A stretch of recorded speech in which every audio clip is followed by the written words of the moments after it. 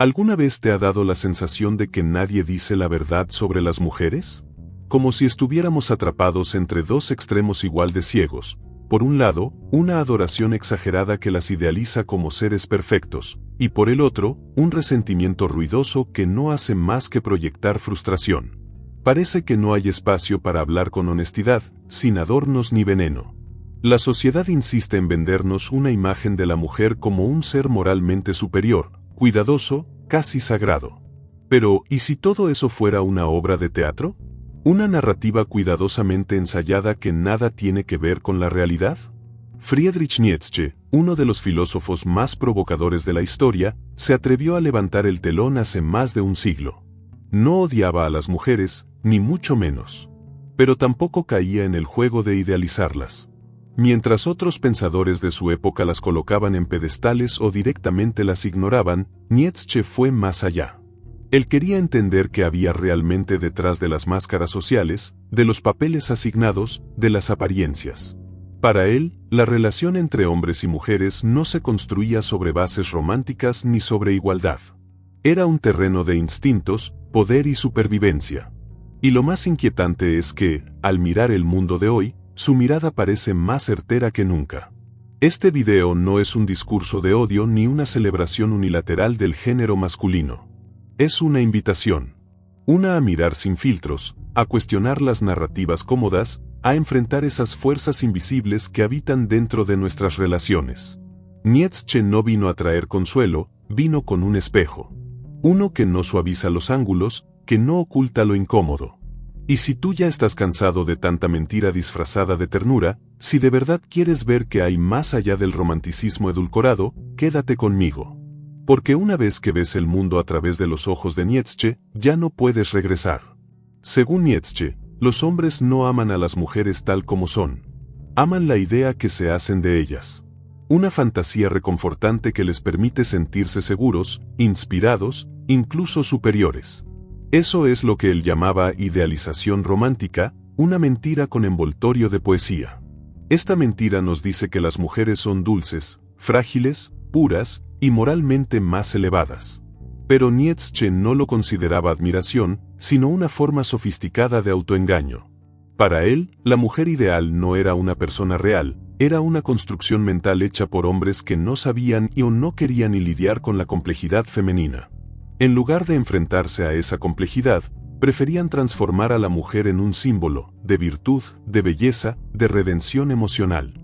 Y al hacer eso, sin saberlo, le robaban su autonomía. La convertían en un personaje secundario dentro del drama emocional del hombre. Nietzsche lo llamaba cobardía. Una cobardía que nace del miedo a mirar de frente. Para él, los hombres se mentían porque no soportaban aceptar que las mujeres no eran lo que ellos imaginaban.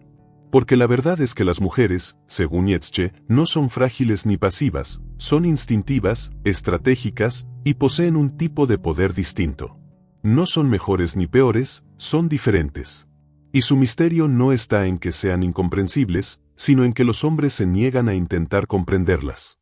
Es más cómodo quedarse con la ilusión que ellos mismos han creado que afrontar la realidad.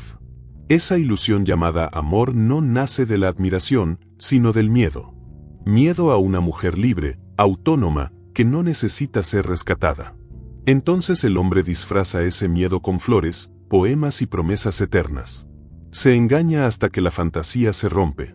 Y cuando eso ocurre, cuando la mujer real aparece, muchos hombres sienten que fueron traicionados. Pero no es que ella haya cambiado, es que la ilusión ya no puede sostenerse. Nietzsche consideraba esto una de las grandes trampas de la cultura, que para amar a una mujer, el hombre necesitaba negarla. Necesitaba cerrarse a quien era realmente. No la veía como frágil. Al contrario, la veía como portadora de una fuerza distinta.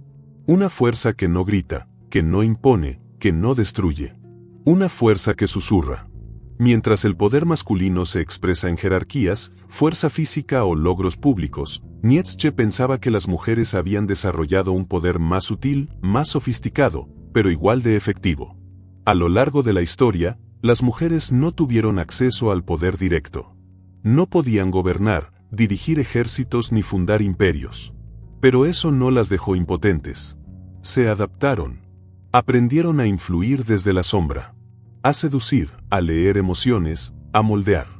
Mientras los hombres construían civilizaciones a base de leyes y guerras, las mujeres influenciaban a esos hombres desde susurros y gestos. Nietzsche veía eso como una forma de dominio estratégico. Un arte refinado. No era brujería ni manipulación, era supervivencia.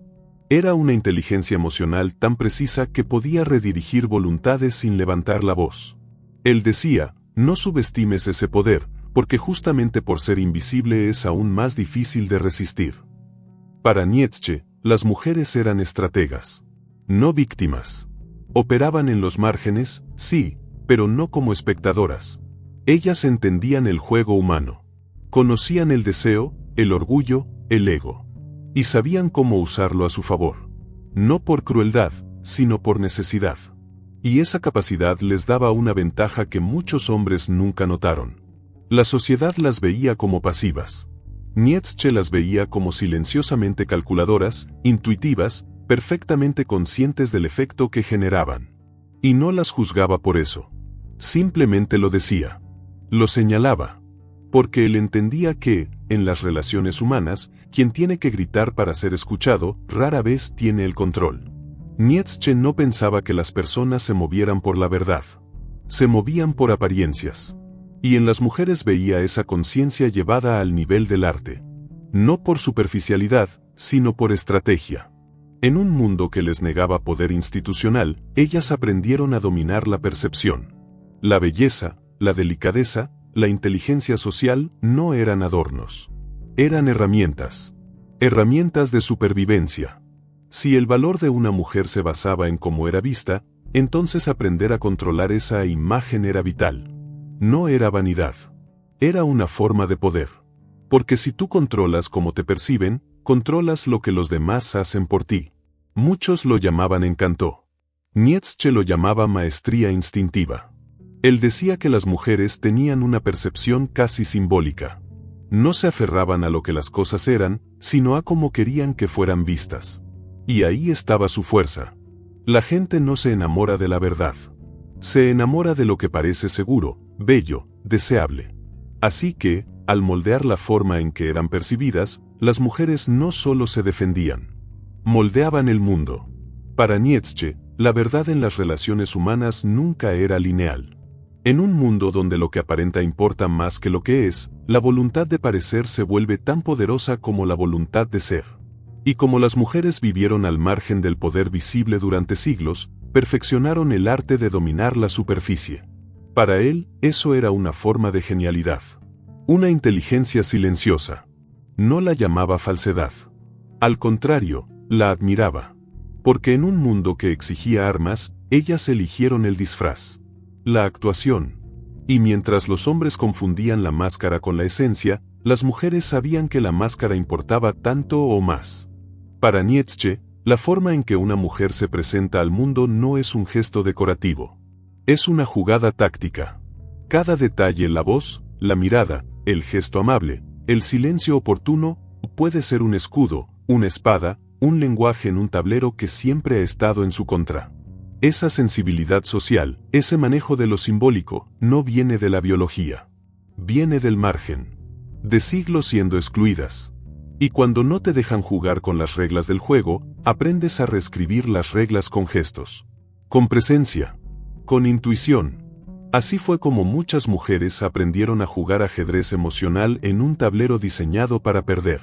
Y eso, para Nietzsche, no era debilidad disfrazada de dulzura. Era instinto afilado. Era sabiduría acumulada. Era una forma de resistencia. Porque cuando no te permiten dominar con fuerza, dominas con percepción. Y si te niegan el poder directo, aprendes a operar desde el borde. Nietzsche también observaba otro fenómeno aún más sutil, como esa fuerza venía envuelta en virtud. Él creía que la moral femenina no era un principio universal ni un don espiritual. Era una construcción.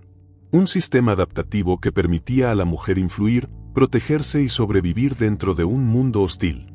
¿Y cómo lo hacían? Con paciencia, con humildad, con sacrificio.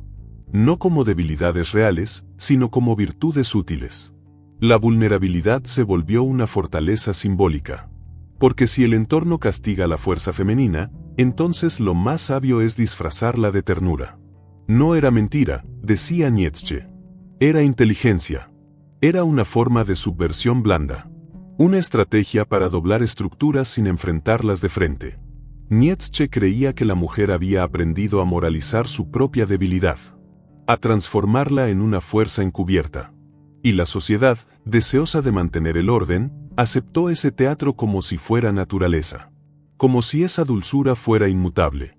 Pero detrás de esa actuación, decía él, había instinto. Y cuando las mujeres hablaban de justicia, él escuchaba cálculo. Cuando hablaban de moral, él veía estrategia. No por malicia, sino por supervivencia. Porque la moral, según él, nunca es neutral. Es un arma. Especialmente en las manos de quienes han sido históricamente excluidos. Nietzsche no encontraba en esto una razón para juzgar. Encontraba fascinación. Admiraba esa forma de luchar sin pelear, de resistir sin gritar. Porque entendía que en una sociedad donde se castiga la ambición femenina, ser dulce era la mejor forma de ser fuerte. Lo demás, ya era pura fachada. Nietzsche creía que si se desmantelaban las ilusiones y se aceptaba la verdad cruda de las dinámicas humanas, entonces era posible una forma de relación completamente distinta, una que no estuviera basada en el engaño, el miedo o el deseo de control, sino en la lucidez y la voluntad de poder compartida. Él no esperaba una utopía, no soñaba con un amor perfecto ni con una igualdad artificial, sino con una realidad más despierta, donde hombres y mujeres pudieran mirarse sin máscaras, sin idealizaciones, sin pretender ser lo que no son. Para él, la lucidez era un acto de valor, un salto al abismo que muy pocos están dispuestos a dar, y en el caso de las relaciones, significaba abandonar tanto el pedestal como la jaula. Nietzsche pensaba que las mujeres tenían que liberarse no solo del dominio masculino, sino también de la narrativa que las convertía en víctimas eternas o en símbolos de redención. Esa imagen de la mujer sacrificada, pura, sufriente, era solo otra forma de dominación disfrazada de virtud. Él no quería que las mujeres fueran adoradas ni protegidas, quería que fueran libres. Libres de actuar, de luchar, de expresar su voluntad de poder sin necesidad de esconderla detrás de una sonrisa o de una lágrima. Y al mismo tiempo, exigía que los hombres dejaran de usar a las mujeres como espejos de sus propias inseguridades. El hombre debía enfrentarse al hecho de que su deseo de idealizar a la mujer venía muchas veces de su miedo a ser verdaderamente vulnerable, a amar sin condiciones, a compartir el control. Nietzsche no pedía ternura, pedía verdad. No pedía romanticismo, pedía autenticidad. Y por eso muchos lo odiaban. Porque es mucho más cómodo vivir en un teatro donde cada quien interpreta su papel que quitarse el disfraz y ver lo que realmente hay debajo. Pero Nietzsche sabía que esa comodidad tiene un precio, el precio de la libertad. Decía que los hombres que aman a mujeres reales, no a fantasías, son los únicos que pueden sobrevivir al colapso de las ilusiones. Y esas mujeres reales, las que ya no se esconden, las que no juegan al papel de salvadoras ni de víctimas, son las únicas capaces de construir un mundo nuevo, más allá del resentimiento y la dependencia. Pero Nietzsche también era consciente de que ese nuevo mundo no nacería sin conflicto. De hecho, lo anticipaba como una especie de guerra simbólica, una batalla entre la tradición y la disrupción, entre el pasado que se aferra y el futuro que empuja con fuerza. Y en esa batalla, la mujer independiente no es una amenaza solo para el hombre común, sino para todo el sistema que construyó su orden sobre la necesidad de que ella ocupara un lugar predecible. Una mujer que no se define por su capacidad de complacer, que no necesita permiso para existir, que no teme ser juzgada por su deseo, su inteligencia o su ambición, rompe la lógica de siglos de sumisión estructural. Nietzsche no veía eso como un desastre, sino como una purificación. En su filosofía, todo lo que se sostiene sobre mentiras debe colapsar para que algo verdadero pueda surgir. Y si las relaciones entre los sexos estaban construidas sobre la ilusión, entonces debían pasar por el fuego. Solo después de esa destrucción simbólica podía nacer una forma más elevada de vínculo, no basada en la necesidad, sino en la elección consciente. Un hombre que ya no necesita dominar ni ser idolatrado. Una mujer que ya no necesita manipular ni esconder su fuerza. Ambos, lúcidos, enfrentados no como enemigos sino como iguales en la voluntad de existir auténticamente. Pero Nietzsche sabía que eso era una posibilidad remota, una excepción, no la regla. Porque la mayoría prefiere la máscara. La mayoría teme el vacío que deja la verdad cuando arrasa con las ficciones. Y sin embargo, él insistía, es ahí, en ese espacio incómodo donde ya no hay certezas, donde puede surgir lo real. Por eso, cuando hablaba de mujeres, no lo hacía desde el odio ni desde el desprecio, sino desde la fascinación por una fuerza que ha sido malinterpretada durante siglos. Una fuerza que no necesita gritar para ser poderosa. Una voluntad que no se impone por fuerza bruta, pero que transforma silenciosamente todo lo que toca. Nietzsche veía en las mujeres una profundidad que ni siquiera ellas siempre reconocían, porque también fueron educadas para desconfiar de su propio poder, para temer su deseo, para esconder su inteligencia tras una sonrisa complaciente.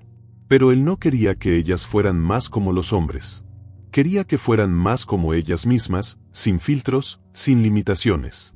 Quería que aceptaran su voluntad de poder con la misma intensidad con que el hombre aceptaba la suya.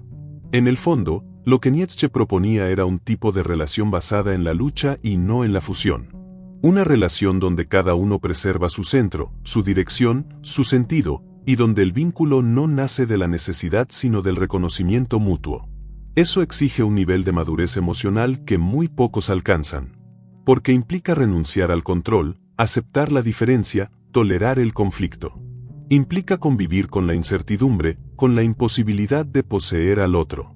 Y eso, en un mundo adicto a las certezas, resulta aterrador. Nietzsche sabía que su visión era incómoda. Sabía que desmantelar los mitos sobre el amor, sobre la mujer, sobre el rol del hombre, no lo haría popular. Pero no buscaba aprobación. Buscaba despertar. Y por eso sus palabras siguen siendo tan provocadoras hoy como lo fueron en su tiempo. Porque siguen tocando fibras que no queremos mirar. Porque siguen revelando verdades que duelen. Pero también, si nos atrevemos a escucharlas indefensas, pueden abrir una puerta a una comprensión más profunda de nosotros mismos y de nuestras relaciones. Y eso, en un mundo saturado de ruido, ya es un acto revolucionario. Si este video te hizo cuestionar tus creencias sobre el amor y las relaciones, me encantaría saber tu opinión en los comentarios. ¿Estás de acuerdo con lo que Nietzsche dice sobre las mujeres? ¿O crees que hay más matices en esta verdad? No olvides darle like si te ha gustado este enfoque y suscribirte para no perderte más reflexiones como esta. Nos vemos en el próximo video.